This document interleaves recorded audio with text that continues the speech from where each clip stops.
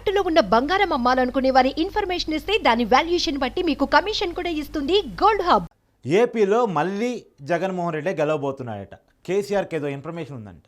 నేను ఒక మీడియా ఛానల్కి ఇచ్చిన ఇంటర్వ్యూలో కేసీఆర్ ఏపీలో మళ్ళా జగనే గెలుస్తున్నాడు, మాకు ఇన్ఫర్మేషన్ ఉంది, ఎవరు గెలిచినా పర్లేదు, ఎవరు గెలిచినా మాకు ఒకటే, ఏపీ రాజకీయాల్లో మేము వేలు పెట్టదలుచుకోలేదు అని చెప్తూనే ఏపీలో జగన్మోహన్ రెడ్డి గెలవబోతున్నాడని చెప్పాడు. వాస్తవానికి 2019లో జగన్ రెడ్డి గెలవటంలో కేసీఆర్కి కూడా పాత్ర ఉంది.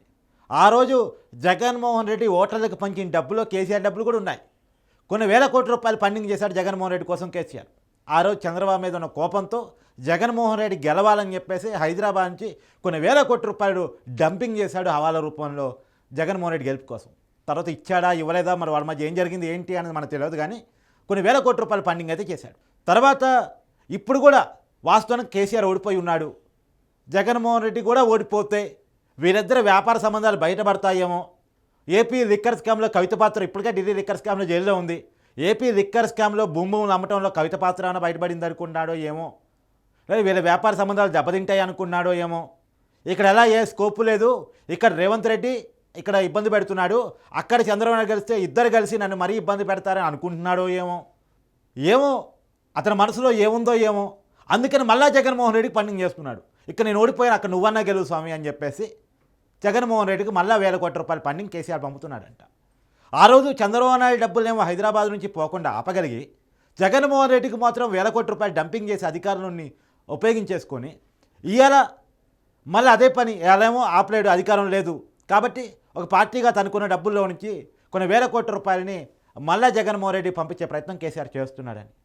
ఎట్లా ఇక్కడ ఉన్న రేవంత్ రెడ్డి లాగేసుకొని గవర్నమెంట్ ఖాతాలో కలిపేస్తాడు, అదే జగన్మోహన్ రెడ్డి పంపిస్తే రేపు ఏదో రకంగా మళ్ళీ జగన్మోహన్ రెడ్డి అధికారంకి వస్తే అక్కడన్నా కొన్ని వ్యాపారాలు చేసుకోవచ్చు, సంపాదించుకోవచ్చు అనుకుంటున్నాడో ఏమో. వాస్తవానికి టీఆర్ఎస్ పార్టీని బీఆర్ఎస్గా మార్చి దేశం మొత్తం పోటీ చేస్తానని కేసీఆర్ చెప్పాడు. దేశం మొత్తం పక్కన పెట్టు, తెలుగు రాష్ట్రం ఆంధ్రాలో నువ్వు పోటీ చేయంటే దాని మీద మాట్లాడలేడు, దాని మీద మాట్లాడు. అసలు టీఆర్ఎస్ని బీఆర్ఎస్గా ఎందుకు మార్చామంటే మాట్లాడు, సమాధానమే ఉండదు. ఆంధ్రాలో పోటీ చేయలేని కేసీఆర్కి, ఆంధ్ర ప్రజల గురించి ఆలోచించలేని, ప్రశ్నించలేని, పోరాటం చేయలేని కేసీఆర్కి ఇవాళ మళ్ళా ఆంధ్రాలో ఎవరు గెలుస్తారో ఎలా చెప్పగలుగుతున్నాడు? కేసీఆర్ మాటలో చెప్పాలంటే డబల్ రోడ్డు ఉంటే తెలంగాణ, సింగిల్ రోడ్డు ఉంటే అది కూడా గుంటూరు రోడ్డు ఉంటే అది ఆంధ్ర. రెండోది కేసీఆర్ చెప్పిన మాట చెప్తాను మీకు. కేసీఆర్ చెప్పిన కొత్తగా నేను క్రియేట్ చేసినవి కాదు, కేసీఆర్ చెప్పిన కొన్ని మాటలు చెప్తా. ఒకప్పుడు ఆంధ్రాలో ఎకరం అమ్మితే తెలంగాణలో 10 ఎకరాలు కొనుక్కోగలిగే వాళ్ళు ఇవాళ ఆంధ్రాలో 100 ఎకరాలు అమ్మినా సరే తెలంగాణలో 1 ఎకరం కొనలేరు. ఆ పరిస్థితిలో తెలంగాణ అభివృద్ధి చెందింది. ఆ పరిస్థితిలో ఆంధ్రప్రదేశ్ ఉంది జగన్మోహన్ రెడ్డి పరిపాలనలో అని కేసీఆర్ చెప్పిన మాటే. మరి అలాంటి జగన్మోహన్ రెడ్డి గెలవాలని కేసీఆర్ ఎందుకు కోరుకుంటున్నారు? ఆంధ్ర ప్రజలు సర్వనాశనం కావాలని కేసీఆర్ కోరుకుంటున్నారా? ఎందుకంటే ఇవేవి నా సొంత మాటలు కాదు, కేసీఆర్ మాటలే. ఇప్పటికీ మీరు యూట్యూబ్లో వెళ్ళి పాత వీడియోలు వెతకండి, కేసీఆర్ ఈ మాట అన్నాడా లేదా? డబల్ రోడ్డు ఉంటే తెలంగాణ, గుంటూరు రోడ్డు ఉంటే సింగిల్ రోడ్డు ఉంటే అది ఆంధ్ర. ఒకప్పుడు ఆంధ్రాలో 1 ఎకరం అమ్మి తెలంగాణలో 10 ఎకరాలు కొనుక్కునేవాళ్ళు. ఇవాళ ఆంధ్రాలో 100 ఎకరాలు అమ్మినా సరే తెలంగాణలో 1 ఎకరం కూడా కొనుక్కోలేరు. ఇది కేసీఆర్ చెప్పిన మాట. మరి అలాంటి పరిపాలనని, అలాంటి వ్యక్తిని ముఖ్యమంత్రి చేయమని, పరిపాలన మళ్ళీ వాళ్ళే గెలుస్తారని కేసీఆర్ ఎలా చెప్పగలుగుతున్నాడు? అంటే ఆంధ్ర ప్రజలు సర్వనాశనం కావాలని కేసీఆర్ అని కోరుకుంటున్నాడా? ఆంధ్ర అమ్ముడు పోవాలని కేసీఆర్ కోరుకుంటున్నాడా? అని తెలంగాణ నేను అమ్మాలని చూశాను, తెలంగాణ ప్రజలు మేల్కొని నన్ను అధికారం నుంచి దింపేశారు, ఆంధ్రానన్నా అమ్మేపిస్తే బాగుంటుంది కదా, అక్కడ జగన్మోహన్ రెడ్డి ఆంధ్రాని అమ్మేస్తాడు ఇంకోసారి గెలిస్తే, ఆయన అమ్మేయటంలో ఇంకా పాస్ట్ నాకంటే అని ఏమైనా కేసీఆర్ అనుకుంటున్నాడా? ఎందుకంటే ఆయన మాటను బట్టి నేను ఈ రాజుకు రాగుతున్నా. మళ్ళీ చెప్తున్నా, నా సొంత మాటలు కాదు, కేసీఆర్ తానంతట తాను చెప్పిన మాటల ప్రకారం నేను కేసీఆర్ మాటలని ఉదాహరిస్తున్నా. ఇవాళ ఆంధ్ర ప్రజలు బాధ లేదు, ఆంధ్ర ప్రజలు పడతారు. ఆంధ్రాలో ఏంటి, మాకు రాజధాని లేదాయా, మా కంపెనీలు రావాయా, మాకు ఉద్యోగాలు లేవాయా, ఇక 2014 రాష్ట్రం విభజితం అయిపోయింది, ఈ రోజుకి మాకు రాజధాని లేదాయే, కంపెనీలు ఉన్న కంపెనీలు పారదోలుతున్నాడు, కొత్త కంపెనీలు తీసుకురావట్లేదు, ఇవాళ ఉద్యోగాలు కావాలంటే హైదరాబాద్ అన్నా రావాలి, చెన్నై అన్నా పోవాలి, బెంగళూరు అన్నా పోవాలి. ఏంటి పరిస్థితి? ఈ పరిస్థితి నుంచి మాకు మార్పు కావాలి. ఏపీ రాజధాని ఏంటి అంటే ఆన్సర్ జరిగే పరిస్థితుల్లో ఉండాలి అనేది ఏపీ ప్రజలు ఏదో ఆలోచించుకుంటున్నారు.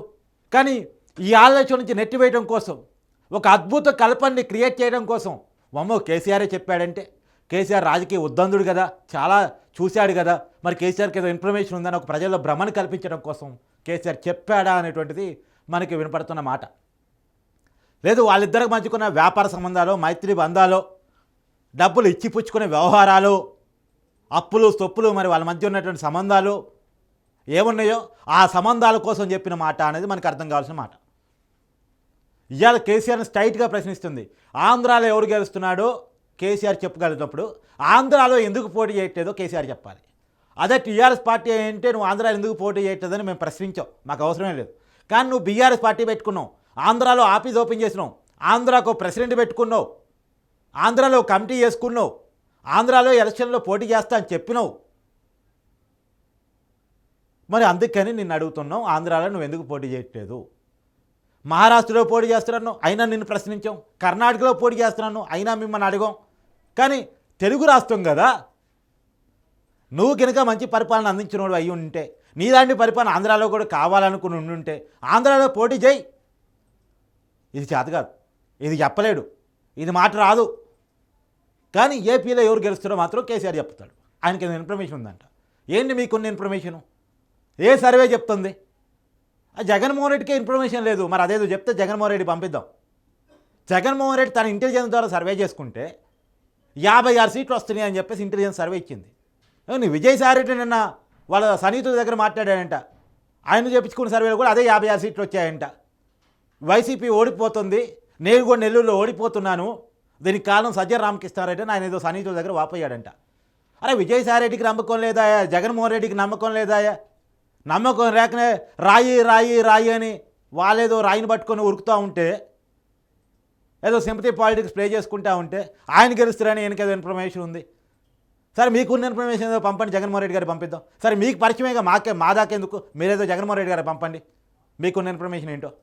ఎక్కడ చూసినా ఇది మాట్లాడుకుందాం. ఉత్తరాంధ్రలో ఎన్ని సీట్లు గెలుస్తారు వైసీపీ వాళ్ళు? నేను చెప్తున్నా, వైజాగ్లో 90% కూటమి గెలుస్తుంది, శ్రీకాకుళం క్లీన్షిప్ కాబోతుంది, విజయనగరం వైసీపీ కొద్దిగా గెలవగలుగుతుంది 50-50. ఒకవేళ వైసీపీ ఇంకొద్దిగా ఎక్కువ గెలవచ్చు, విజయనగరం జిల్లా వరకు 60-40 కావచ్చు. వైసీపీ 60%, కూటమి 40%. ఈస్ట్ వెస్ట్ కూటమి క్లీన్షిప్ కాబోతుంది. నెల్లూరులో 60% కూటమి గెలబోతుంది, 40% వైసీపీ గెలబోతుంది. ఒంగోలు క్లీన్షిప్ కాబోతుంది కూటమికి. చిత్తూరు జిల్లా 50-50 కాబోతుంది. ఒక రాయలసీమను మాత్రం కొద్దిగా వైసీపీ చూపగలుగుతుంది, అది కూడా కడప కర్నూలు జిల్లాలో. వాళ్ళకి 56 సీట్లు రాగలుగుతున్నాయంటే కృష్ణా, అదే కడప కర్నూలు. మళ్ళీ కృష్ణా గుంటూరు వచ్చేసరికి 80% కూటమికి వెళ్ళబోతుంది. ఇది కదా జిల్లా రిపోర్ట్. ప్రతి సర్వే, లోకల్ సర్వేల నుంచి మొదలు పెడితే నేషనల్ సర్వేల వరకు చెప్తున్న మాట ఇది. మరి కొత్తగా కేసీఆర్ దగ్గర ఏ సర్వే ఉంది?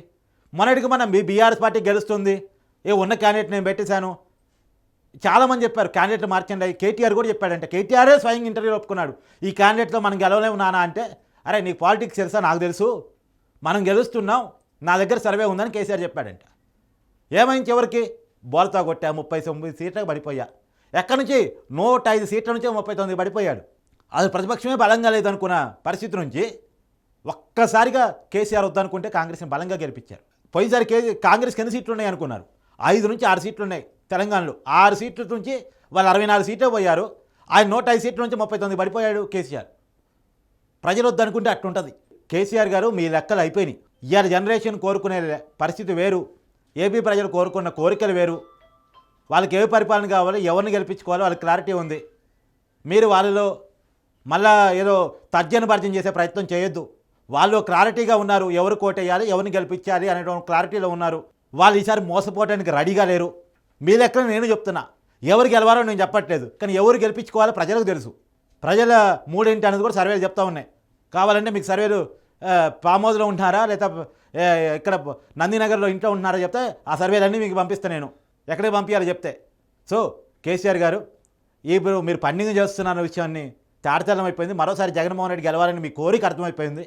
కానీ మీ కోరిక నెరవేరుద్దా లేదా అనేటువంటిది మీ పండింగ్ ఆధారంగా కాదు, ప్రజల కోరిక మేరకు నెరవేరుద్దా లేదా అని చూడాలి.